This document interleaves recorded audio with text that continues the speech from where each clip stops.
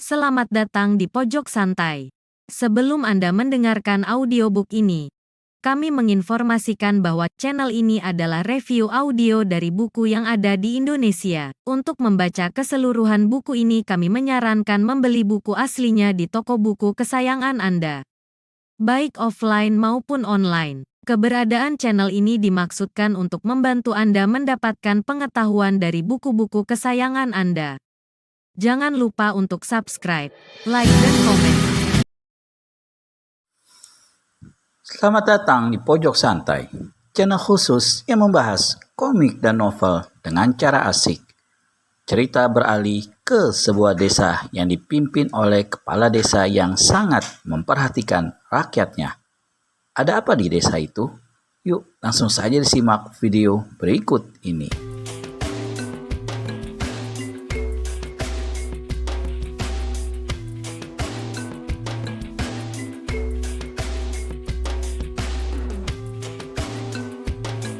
Dia memang kepala kampung yang disenangi dan dihormati penduduk di situ. Pagi tadi, dia telah berkeliling kampung. Memang begitu kebiasaannya, memperhatikan orang-orang yang bekerja di ladang mereka, bercakap-cakap dengan mereka, lalu pergi ke ladangnya sendiri. Setelah bekerja cukup lama di ladang itu, dia pergi ke danau melihat-lihat penduduk yang mencari ikan. Tak jarang, penduduk memberinya ikan hasil tangkapan dalam jumlah cukup banyak. Tapi Rindang hanya mengambil beberapa ekor. Itu pun kalau dia memang kepingin makan ikan. Kalau tidak, maka pemberian itu selalu ditolaknya dengan halus. Selagi duduk bergoyang-goyang seperti itu, sambil tiada hentinya menyedot dan menghembuskan asap rokok jagung yang harum, tiba-tiba ada 3 orang penduduk lari masuki halaman, langsung menemuinya di serambi. Rindang Mahurun buka kedua matanya yang setengah terpejam. Tanpa mencabut rokok dari mulutnya, dia bertanya, "Kalian muncul seperti dikejar setan. Apa yang hendak kalian sampaikan padaku? Minta rokok atau ingin kopi hangat?"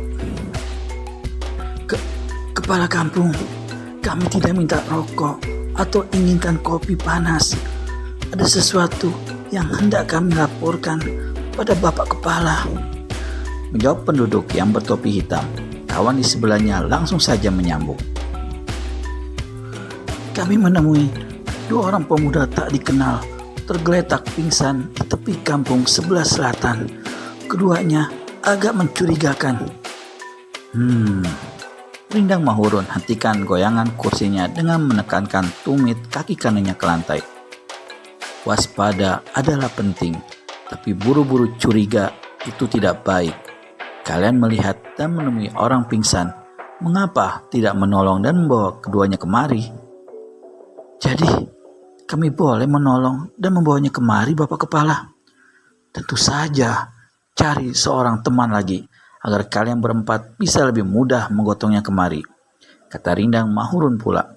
3 orang penduduk kampung Pasir Putih itu segera meninggalkan rumah kepala kampung. Sebelum pergi ke tempat di mana mereka menemui 2 pemuda tergeletak pingsan, lebih dulu ketiganya mencari seorang kawan lagi untuk membantu. Ternyata yang ingin ikut lebih dari 6 orang. Tak selang beberapa lama mereka kembali ke rumah kepala kampung dengan menggotong 2 orang pemuda. Keduanya ternyata memang dalam keadaan pingsan dan dibaringkan di lantai serambi. Rindang Mahurun segera memeriksa keadaan kedua pemuda tak dikenal itu.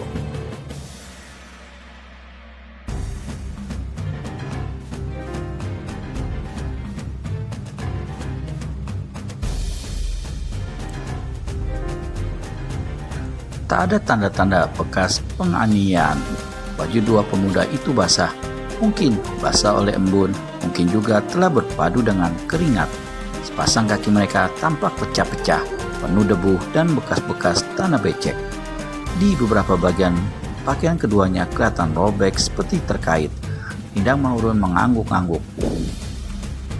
Tak ada satupun di antara kalian yang mengenai mereka? Penduduk kampung yang berkerubung di tempat itu sama menindakkan. Berarti dia memang bukan penduduk sekitar sini. 2 pemuda ini datang dari jauh. wajah mereka pucat. Mungkin karena tergeletak lama dalam udara dingin malam tadi. Mungkin juga disebabkan oleh sesuatu yang menakutkan. Mungkin mereka dikejar Begu Ganjang. Begu Ganjang adalah hantu panjang yang dipercayai oleh orang-orang Tapanuli sebagai penimbul malapetaka yang mengerikan. Mendengar disebutnya Begu Ganjang, penduduk yang ada di situ tampak gelisah. Beberapa di antaranya segera meninggalkan rumah kepala kampung karena takut kalau Begu Ganjang itu benar-benar muncul. "Apa yang harus kita lakukan, Bapak Kepala?" tanya seorang penduduk, yaitu yang tadi ikut menggotong dua pemuda itu. Melihat denyutan urat nadi di leher keduanya, tak lama lagi mereka akan segera siuman. Kalau mereka sudah sadar, kita bisa menanyai, jawab Rindang Mahurun. Betul saja, tak selang berapa lama kedua pemuda itu siuman dari pingsan masing-masing.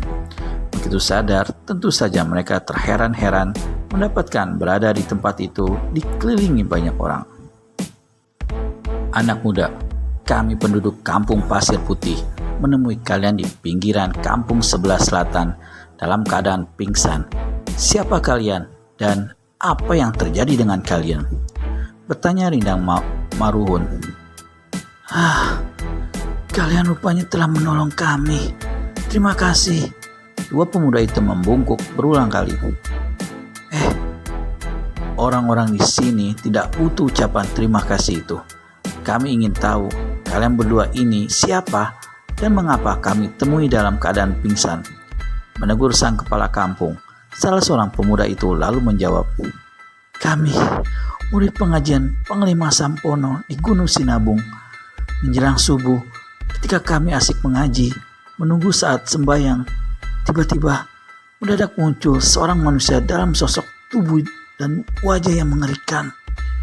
Dia mengaku bernama Iblis Sesat Jalan Hidup. Dia datang untuk membunuh Panglima Sampono dan kami murid-murid yang berjumlah 9 orang. 7 murid sepengajian kami saksikan menemui kematian. Panglima sendiri kami yakin pasti telah pula dibunuh oleh makhluk itu." Mendengar keterangan itu, maka gemparlah semua orang yang ada di rumah kepala kampung Pasir Putih, termasuk Rindang Maruhun sendiri. Bedanya, orang tua ini bisa bersikap lebih tenang. Dia berusaha mendapatkan keterangan lebih jelas, lalu merenung sambil pejamkan mata. Sesaat kemudian, kepala kampung ini buka kedua matanya dan berkata, "Aku pernah mendengar nama Iblis Sesat Jalan Hidup itu. Namun, apakah makhluk itu benar-benar ada sulit dipercaya.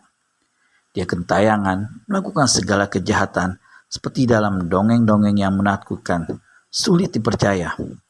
Baru saja Rindang Maruhun mengucapkan kata-kata itu, tiba-tiba terdengar suara tawa mengekeh disusul oleh bentakan.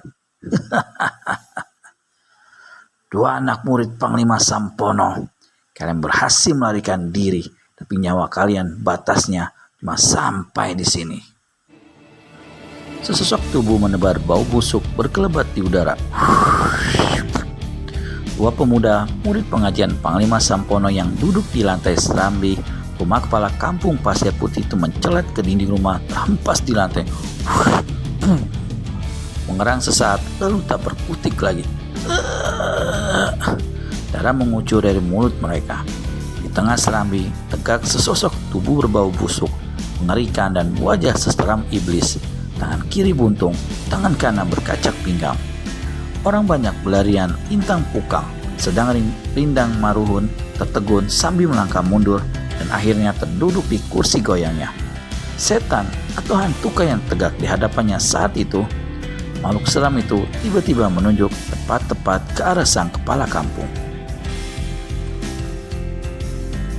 "Kau yang tadi berkata Iblis Sesat Jalan Hidup sulit dipercaya keberadaannya. Apakah kau yang bernama Rindang Maruhun, kepala kampung Pasir Putih?" Aku. Buak! Makhluk seram bertopi tinggi hitam dan menyandang selendang berbunga emas itu menendang kursi goyang yang diduduki Rindang Maruhun hingga hancur berantakan. Kepala kampung itu sendiri terguling beberapa kali tapi selamat dan cepat berdiri. Kau yang bernama Rindang Maruhun? Kas jawab, umurmu tak lama lagi. Kau hendak membunuhku? Apa salahku? Sekali lompat, makhluk itu sudah menjambak rambut sang kepala kampung. Dengar, akulah iblis sesat jalan hidup. Ku datang kemari untuk mencari seseorang. Mana anak gadismu yang bernama Pandansuri itu? Rindang Maruhun terbelalak mendengar orang menyebut nama anak gadisnya itu. Hah? Dia berusaha memberontak, tapi sulit melepaskan jambakan di kepalanya. Takut dan sekaligus sakit membuat Rindang Maruhun nekat. Sebagai kepala kampung, dia memang memiliki ilmu pukulan, namun hanya dari tingkatan rendah yang mengandalkan tenaga luar dan kecepatan gerakan. Ya! Bisakah kepala desa Rindang Maruhun melepaskan jambakan iblis sesat jalan hidup?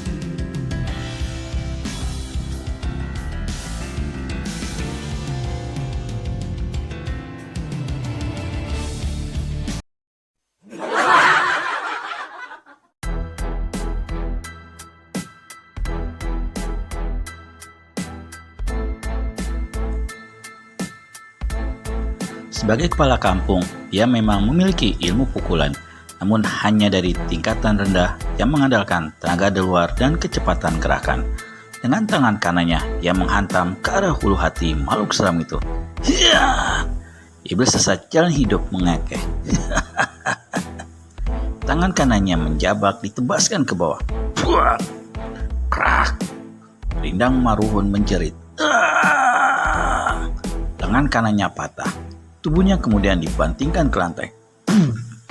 Kepala kampung itu terpuruk kesakitan di sudut serambi. Kemudian dia merasakan injakan kaki di keningnya. Mana anak gadismu? Kas jawab. Dia tak ada di sini.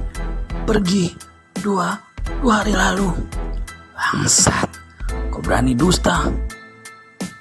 Aku tidak dusta. Dia benar-benar tak ada di sini. Siapa kau? Mengapa mencari anakku?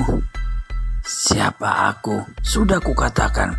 Mengapa aku mencari gadis itu? Karena ada sesuatu yang harus diselesaikan. Nyawa dibayar nyawa. Darah dibayar dengan nyawa. Dosa di atas dosa. Dia mengkhianati dan melarikan diri dari Bukit Toba setahun lalu. Kas katakan, kemana gadis itu pergi? Aku tidak tahu. Kau pasti tahu. Dia anakmu. Aku benar-benar tidak tahu. Kalau begitu, biarlah kau mampus dalam tidak tahu. Iblis sesat jalan hidup tutup kata-katanya dengan menekankan tumitnya ke kening Rindang Maruhun. Kepala kampung yang malang ini menggeliat-geliat dan melejangkan kaki. Ketika nyawanya putus, tubuhnya pun tak bergerak lagi. Pandansuri duduk termenung di depan telaga. Kedua kakinya sampai sebatas betis dimasukkan ke dalam air telaga yang jernih dan sejuk. Saat itu hari masih pagi. Kicau burung masih terdengar di sana-sini. Di atas langkan, sebuah rumah bambu yang menjorok ke telaga, duduk sosok tubuh berjubah biru dari seorang tua bermuka aneh dan seram. Wajahnya berwarna biru, hampir segelap biru jubah yang dikenakan. Kedua matanya hanya merupakan rongga berlobang, sedang satu telinganya sumplung. Sesaat, orang tua ini tengadahkan wajahnya ke atap langkan, seperti hendak menembus atap bambu itu dengan pandangan dua matanya yang bolong kosong. Kemudian dia berpaling ke arah kiri telaga, di mana Pandansuri duduk. Dulu gadis ini selalu mengenakan kerudung muka dan pakaian serba ungu. Namun sejak peristiwa di Bukit Toba dulu, sejak pendekar 212 Wiro Sableng menyebabkan kerudung yang selalu melindungi wajahnya, sejak itu pula dia tak pernah lagi mengenakan kerudung muka ataupun pakaian berwarna ungu. Kini dia selalu berpakaian serba putih, termasuk ikat kepala untuk mengikat rambutnya yang panjang hitam. Masih sepagi ini, kau sudah duduk melamun?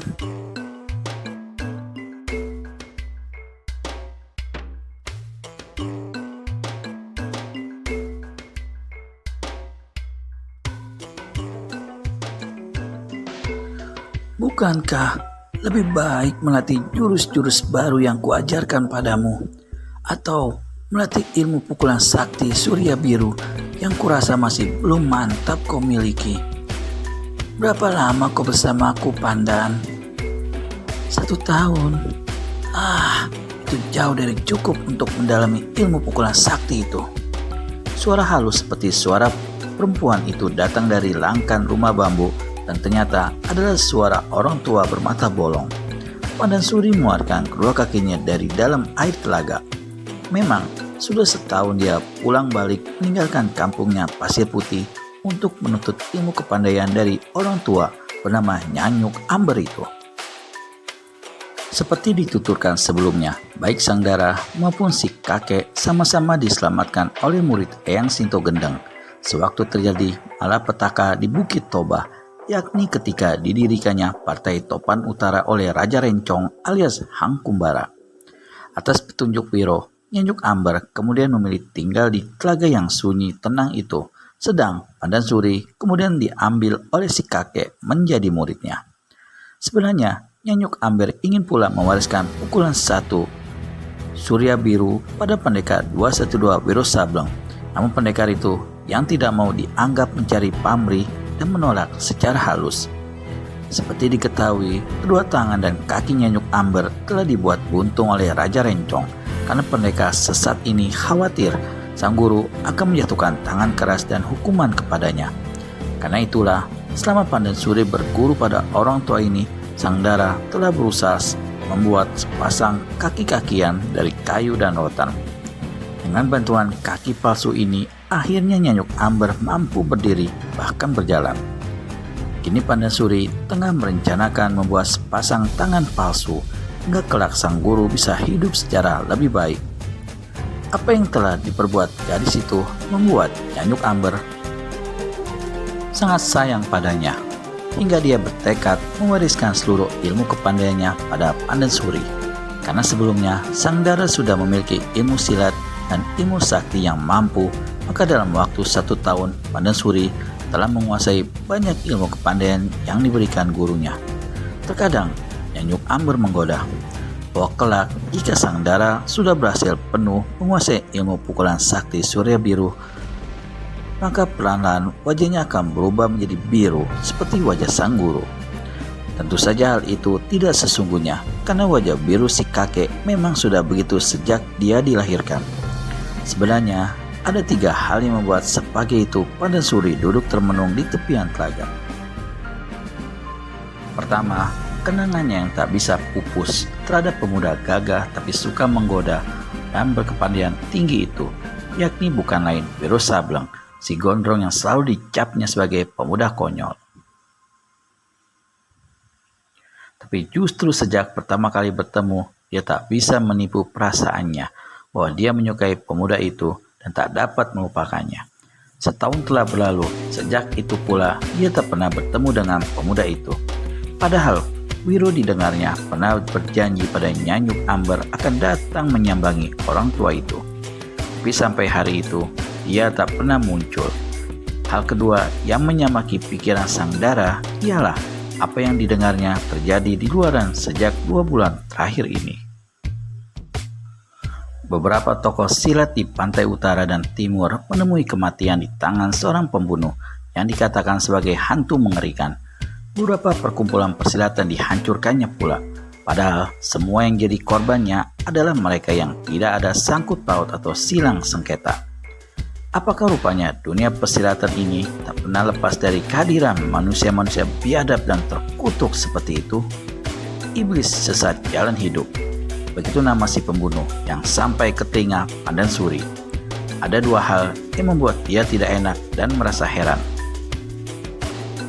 Yaitu si pembunuh kabarnya memiliki ilmu kebal hingga tak mempan senjata, tak mempan pukulan sakti apapun. Kemudian ini yang membuat Pandan Suri risau. Kabarnya pembunuh itu memiliki ilmu kesaktian berupa jentikan jari-jari tangan yang mengeluarkan sinar hitam panas menghanguskan. Setahu dia, ilmu pukulan seperti itu adalah ilmu kuku api, yaitu seperti yang dipelajarinya dari Raja Rencong, ayah angkatnya yang mati sesat itu. Di dunia persilatan, hanya ada 2 orang yang memiliki ilmu kuku api itu, yakni Raja Rencong dan dirinya sendiri.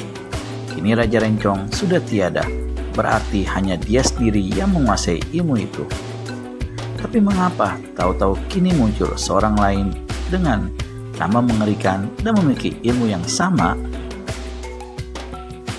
Hal ketiga yang menjadi pemikiran Pandan Suri sepagi itu ialah mimpinya tadi malam. Dia melihat ayah dan ibunya mengenakan pakaian serba putih. Sang ayah, yakni Rindang Maruhun, kepala kampung Pasir Putih, mengenakan sorban putih, lalu sang ibu memakai selendang putih.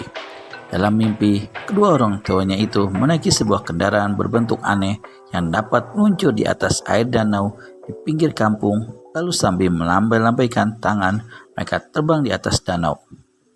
Makin lama makin tinggi, makin jauh, dan akhirnya lenyap di balik awan. Pandan Suri tak dapat menerka apa arti atau mimpinya itu. Sebab itulah sejak pagi dia sudah duduk di tepi telaga merenung berpikir-pikir. Ketika Nyanyuk Amber menegurnya, gadis itu segera berdiri dan pergi mendapatkan sang guru. Setelah diam sesaat, maka dia pun mengutarakan 2 dari 3 hal yang menjadi pikirannya itu. Hanya soal pada mengenang Wiro Sableng yang tidak dikatakannya pada sang guru.